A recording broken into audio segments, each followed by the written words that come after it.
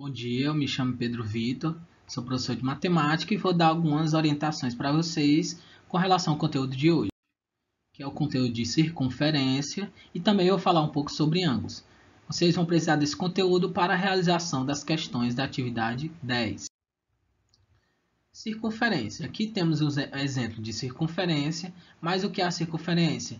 É uma figura geométrica com formato circular. As circunferências apresentam alguns componentes principais, como o raio, que é essa medida aqui, o diâmetro, que é essa medida completa, e o centro da circunferência, que é representado por essa bolinha aqui, que é exatamente o que o nome fala, o centro, né? Exatamente o meio da circunferência. Como a gente pode notar, o raio equivale a o diâmetro dividido por 2, ou seja, o diâmetro equivale a 2 vezes o raio. Por exemplo, se numa questão disser assim, ó, se uma circunferência tem raio de 8 centímetros, qual vai ser o diâmetro?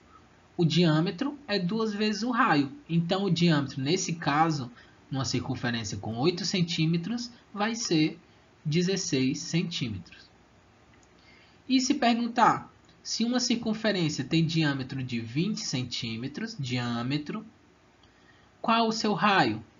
Para a gente achar o raio, a gente divide o diâmetro por 2. Então, se o diâmetro é 20 centímetros, o raio vai ser 10 centímetros.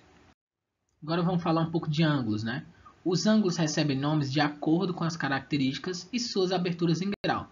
Então, os ângulos são formados por um valor em grau. Então, conforme seja esse valor, os ângulos vão ter nomenclaturas diferentes. Por exemplo, um ângulo que mede exatamente 90 graus é chamado de ângulo reto, que é esse caso aqui, né, que é o tipo de ângulo que a gente mais vê, que ele é representado por esse quadradinho e normalmente tem uma bolinha no seu centro. Um ângulo que apresenta 180 graus é chamado de ângulo raso, que é esse caso aqui, esse ângulo, né, é um ângulo que dá uma meia volta.